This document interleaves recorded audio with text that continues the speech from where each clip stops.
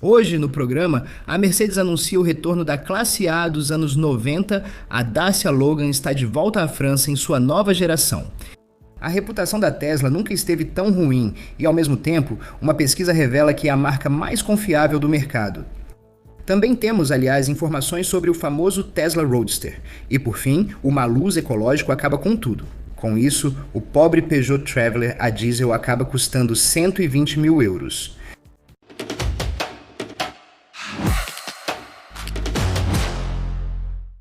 Falando da Mercedes, que planeja relançar a classe A. A primeira geração, como você sabe, era bem instável e tinha o incômodo hábito de quase capotar. A versão atual, por sua vez, é um carro totalmente decente, um bom carrinho, o tipo de carro que você compra quando teve sucesso, mas também não teve tanto sucesso assim. Ela está vendendo bem, aliás, tão bem que a Mercedes, que tinha planejado aposentá-la mais cedo, decidiu mantê-la viva até 2027. Aqui está a novidade. O que acontece após 2027? Outro compacto bem comportado? Não. O que Stuttgart prepara, segundo o chefe de desenvolvimento Jörg Burser, é diferente. Um modelo totalmente diferente do que você já viu. E quando um engenheiro alemão naturalmente moderado afirma isso, é como um jamaicano dizer que sua pimenta é um pouco forte. Tudo pode acontecer. Esqueça a silhueta baixa. A futura terá características dos ancestrais. Os rumores falam de uma mistura entre um SUV e uma minivan, para substituir tanto a classe A quanto a classe B. Ou seja, estamos falando de uma posição de condução elevada, de um espaço interno que não vai te obrigar a ser contorcionista para instalar uma cadeirinha de bebê. É um visual único, sem semelhança com outros.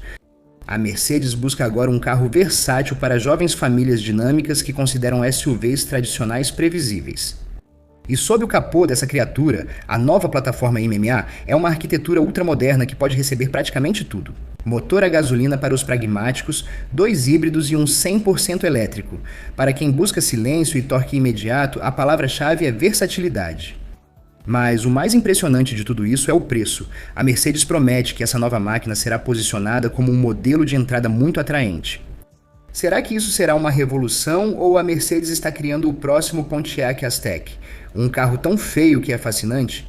Só o futuro dirá. Mas uma coisa é certa, em 2028 o modelo de entrada da Mercedes não será mais entediante, e isso já é uma ótima notícia. E aí, a favor ou contra o retorno da classe A à sua forma original? Me diga aí nos comentários. Mais uma boa notícia, o Dacia Logan está de volta à França. Bom, talvez você nem soubesse que ele tinha saído, o que é totalmente normal. A Dacia, a marca que fez do pragmatismo uma religião, decidiu há alguns anos que nós, franceses, não precisávamos mais de um sedã simples e honesto. Não, queríamos a irmã dela, a Sandero, mais curta, moderna e dentro dos nossos códigos estéticos, a Logan. Esse carro com porta-malas separado foi banido do reino e deixado de lado como um velho telefone flip. Mas eis que a história toma um rumo digno de um filme de espionagem de segunda categoria. A Logan, em sua nova versão reestilizada, ressurge. Só que não pela Dacia. Não, isso seria simples demais. Ela chega de forma mais discreta, importada por baixo dos panos por uma empresa chamada Borel, especialistas em GNV. A gente quase tem a impressão de que para comprar uma é preciso conhecer um cara que conhece um cara que conhece um cara. O que esse ressuscitado nos traz? Primeiro, um novo visual, igual aos modelos atuais da Dacia. Sob o capô, temos a escolha entre um motor a gasolina de 100 cavalos e um novíssimo 1,2 litro EcoG de 120 cavalos que funciona com GNV. Mas o verdadeiro argumento desse carro, o motivo pelo qual você deveria considerá-lo, é o porta-malas de 528 litros. Esse privilégio tem um preço. O Logan importado custa mais que o Sandero oficial. Espere pagar entre 17.700 e 21.500 euros para ter o privilégio de dirigir um carro que não é oficialmente oferecido pela Dacia na França. Então, será que vale a pena se apaixonar por esse fantasma? Bem, se você é um pragmático absoluto, um pai de família que precisa transportar montanhas de coisas sem querer um SUV, se a ideia de ter um porta-malas onde o Eco responde te dá arrepios de prazer, então sim. Este Logan é provavelmente o carro mais inteligente e mais absurdo do mercado francês. E só por isso ela merece o nosso respeito. Em seguida, tem um enigma para vocês. Imagine uma empresa na Europa. Sua reputação é tão ruim que faz vendedores de cursos online parecerem honestos, até na Noruega, que se viciou em seus produtos nos últimos anos. Ela fica entre uma companhia aérea que cobra até pelo ar e a boa-fé de Jack Lang. Essa empresa é a Tesla. Sim, a Tesla, de acordo com um estudo muito sério feito por finlandeses, e a gente sabe que os finlandeses nunca brincam. A reputação da Tesla no norte da Europa desabou, com a graça de um piano caindo do 15º andar. Eu cito, a maior queda de reputação que já observamos. Então, por quê? Bem, principalmente por causa de duas coisas: o tratamento dos funcionários e a liderança. Resumindo, as posições de Musk tiveram um efeito ruim na imagem da Tesla. Como resultado, até mesmo o único ponto em que ele deveria se destacar, ou seja, a inovação, recebe apenas uma nota medíocre. Então, para resumir, uma marca odiada, comandada por um vilão de desenho animado que fabrica carros cuja reputação está em queda livre. Dito assim, o caso parece encerrado, não é? Exceto que, enquanto os consumidores europeus dão a pior nota para a Tesla em relação à reputação geral da empresa, nós, franceses, descobrimos algo surpreendente. Uma revista automotiva francesa do tipo exigente publicou seu ranking anual de confiabilidade. E quem está em primeiro lugar? Quem destronou o rei inabalável, o gigante Toyota, a marca cujos carros sobreviveriam a um ataque nuclear? Tesla. Sim, Tesla é oficialmente a montadora mais confiável do mercado francês. Seus carros aparentemente quase nunca quebram, sem falhas recorrentes. Os únicos problemas são alguns bugs de software e maçanetas de portas temperamentais às vezes. Mas é só isso, e é aí que chegamos ao auge do absurdo. Como a mesma empresa pode ser ao mesmo tempo a pária da Europa e a campeã da confiabilidade? Como alguém pode ter reputação pior que a Temu e ainda fabricar carros mais resistentes que a Toyota? A moral dessa história é ao mesmo tempo simples e assustadora. Ela nos mostra que a qualidade de um carro já não tem mais importância nenhuma. Hoje não compramos só um produto, mas sim uma história, uma imagem, uma tribo. Às vezes odiamos um carro não por ser ruim, mas por não gostarmos de quem o fez. Adoramos outro carro, mesmo mal acabado, pois nos faz sentir do lado certo da história.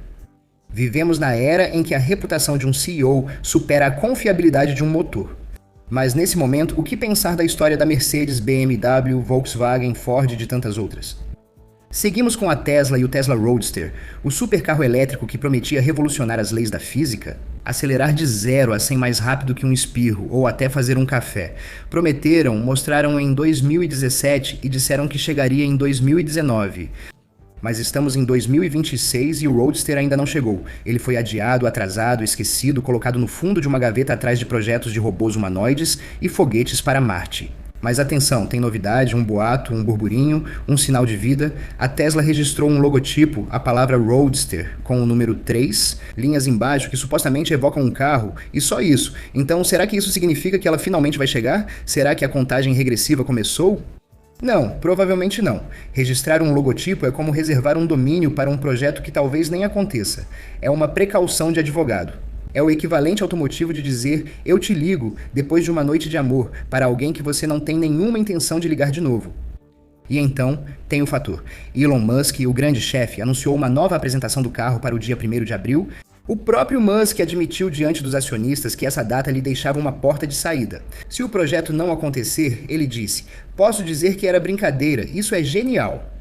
Então, o que devemos pensar? Temos um logo para um carro fantasma, uma data de apresentação que é uma piada oficial e, mesmo assim, uma parte de nós quer acreditar.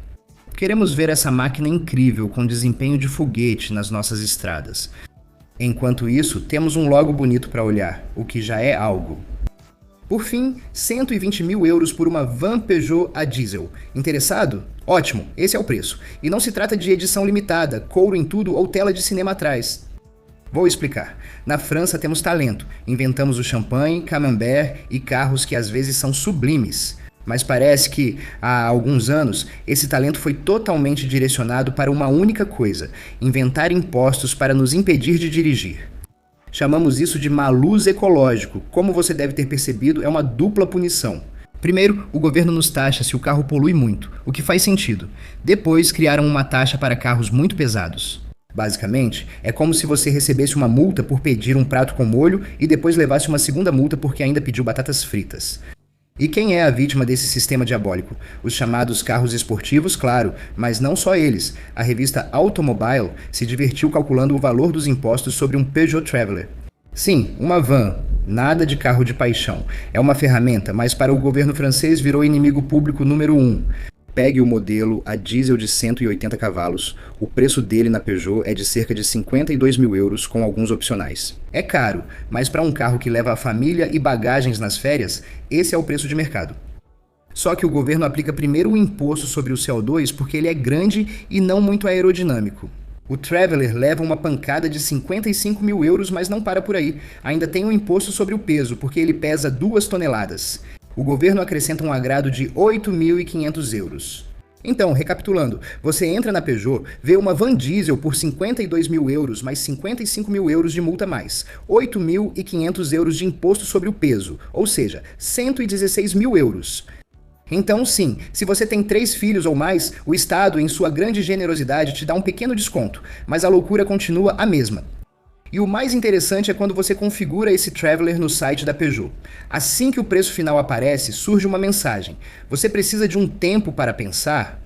Bem, nunca uma pergunta foi tão pertinente. Pensar. Sim, em se mudar. Provavelmente para um país onde ainda se pode comprar um carro sem ter que vender a casa para pagar os impostos. Obrigado a todos por terem assistido a este novo vídeo. Não deixem de se inscrever e ativar o sininho das notificações para não perderem nada. Tchau!